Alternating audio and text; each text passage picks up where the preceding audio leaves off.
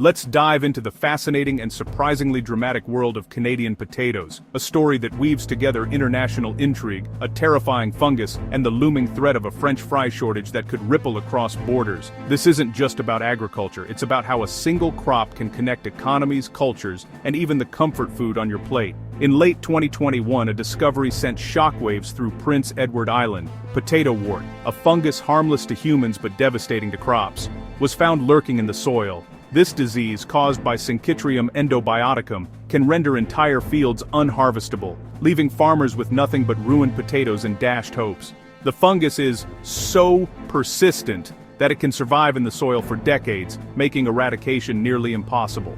Fearing a total ban from the United States, their biggest customer, Canada made the difficult decision to halt its own potato exports. This move, though necessary, sent shockwaves through the industry, causing panic among farmers, exporters, and even consumers. Suddenly, the world saw just how fragile our food supply chains really are, and how quickly a local problem can become a global issue. For the people of Prince Edward Island, potatoes are more than just a crop. They're a way of life, a source of pride, and the backbone of the local economy. The threat of losing their livelihood overnight was an existential crisis, not just a business setback. Families who had farmed the land for generations suddenly faced an uncertain future. All at once, a microscopic fungus was threatening a multi-billion-dollar industry, putting thousands of jobs at risk, and forcing everyone to confront the uncomfortable truth. Our highly integrated food system is far more vulnerable than we like to believe. The crisis exposed weaknesses in disease monitoring, trade policies, and emergency response. The Great Potato Panic of 2021 was more than just a scare about a fungus. It was a wake-up call. It showed how quickly the humble potato can become a political hot potato, and how the foods we take for granted are deeply connected to global events, scientific challenges, and the resilience of communities. The US and Canadian potato industries are less like neighbors and more like conjoined twins, deeply integrated, sharing not just crops, but also factories, technology, and even the risks and rewards of the potato business. For decades, these two countries have built a partnership rooted in trust, innovation, and a shared love for the humble spud. From the rich soils of Prince Edward Island to the vast fields of Idaho, potatoes cross the border in both directions, fueling economies and feeding millions. This partnership is a testament to how agriculture can unite nations, creating a bond that goes far beyond simple trade. In 2023-24, Canada exported a staggering $3.7 billion in potato products, with frozen French fries alone accounting for $2.7 billion of that total, an overwhelming majority of which heads straight to the US. Every day, convoys of trucks carry these golden fries across the border, destined for American restaurants, diners, and grocery stores. This flow of goods is so constant and reliable that most consumers never even realize their favorite fries may have started their journey in Canadian soil. American fast food chains depend on Canadian fries. In fact, 86% of all US frozen fry imports come from Canada, while an incredible 91% of Canada's fry exports are shipped south. This means that nearly every time you bite into a crispy fry at a US fast food joint, there's a good chance it's a product of this cross-border collaboration. The relationship is so strong that it shapes menus, pricing, and even the way fries are made and served. This isn't just trade, it's a structural necessity for the US, which has become a net importer of frozen potato products. The American appetite for fries and other potato treats has outpaced domestic production, making Canadian imports essential to keeping shelves stocked and restaurants supplied. Without this steady flow, shortages would ripple through the entire food industry. Nearly all of Canada's seed and fresh potato exports also go to the US, making any disruption a huge problem for both sides. If the border were to close, or supply chains were interrupted, both Canadian growers and American processors would feel the impact almost immediately. The stakes are high, and both countries work hard to keep the system running smoothly. When the system works, it's a marvel of logistics and international cooperation. Potatoes are sorted, shipped, and served with clockwork precision. But when it breaks, due to weather, trade disputes, or transportation hiccups, everyone from farmers to fast food fans feels the pain. Delays can mean empty shelves, lost income, and disappointed customers. The potato partnership is a delicate dance. One misstep, and the whole supply chain stumbles. It's a reminder that behind every French fry is a story of international teamwork, careful planning, and a shared commitment to keeping the world's favorite side dish on our plates. Next time you pull up to a fast food drive-thru and grab a piping hot order of fries, you might be surprised to learn you're probably biting into Canadian potatoes, carefully processed, frozen, and shipped hundreds, sometimes thousands of miles across the border to your local restaurant. It's a hidden journey that most people never think about, but it's a crucial part of what makes your fries so delicious and consistent, no matter where you are in the US.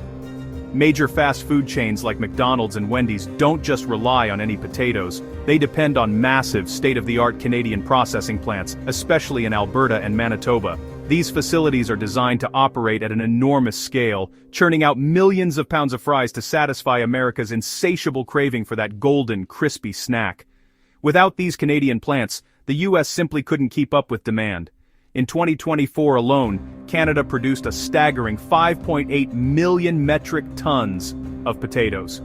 Nearly 70% of that harvest is grown specifically for processing into fries, not for your average grocery store. These potatoes are cultivated on sprawling farms, using advanced machinery and techniques to ensure a reliable, high-quality crop year after year. The secret to the perfect fry? It's all about the russet potato. These aren't your everyday spuds, they're specially bred for their size, texture, and starch content, making them ideal for that crispy exterior and fluffy interior we all crave in a fry.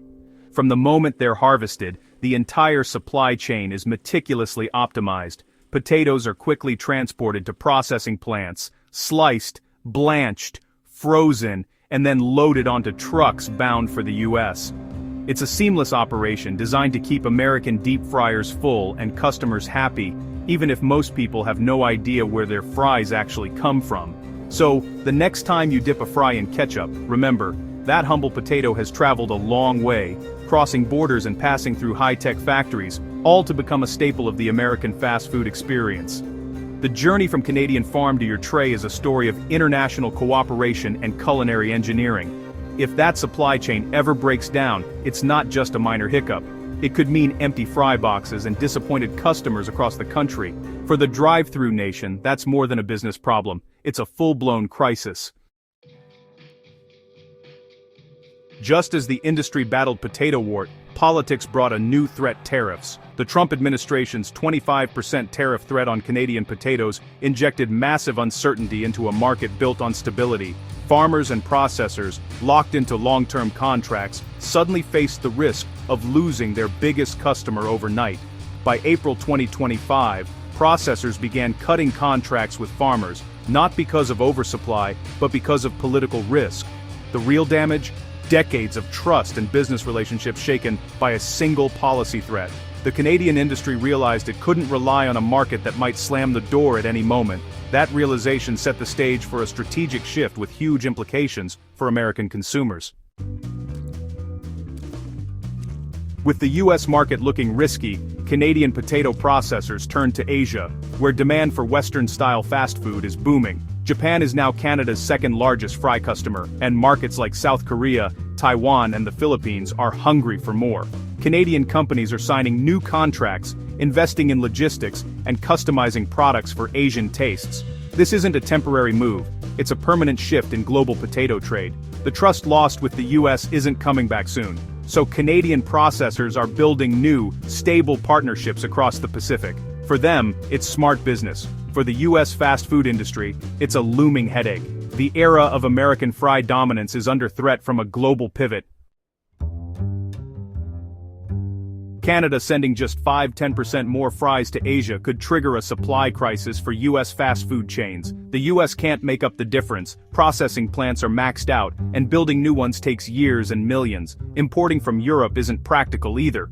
Costs and logistics make it unworkable at scale. There's no backup plan.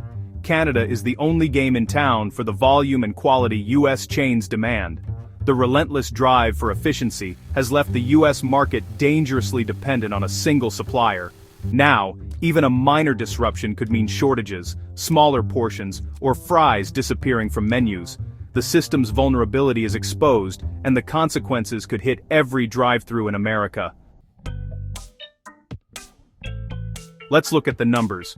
In 2024, the US consumed 2.8 million tons of frozen potatoes, 88% of all North American consumption, 86% of US frozen fry imports come from Canada, and 91% of Canada's fry exports go to the US. Canada produced 5.8 million metric tons of potatoes in 2024, with 69% for processing, mostly to feed US demand. Alberta and Manitoba alone produce nearly half of Canada's potatoes, all tuned to US fast food specs. Demand is still rising, projected to hit 3.8 million tons by 2035. But as Canada diversifies, the US faces a growing gap between rising demand and shrinking supply. The numbers don't lie. The fry pipeline is at risk, and the collision is coming. Why should you care about potato politics? Because global trade and politics shape what ends up on your tray.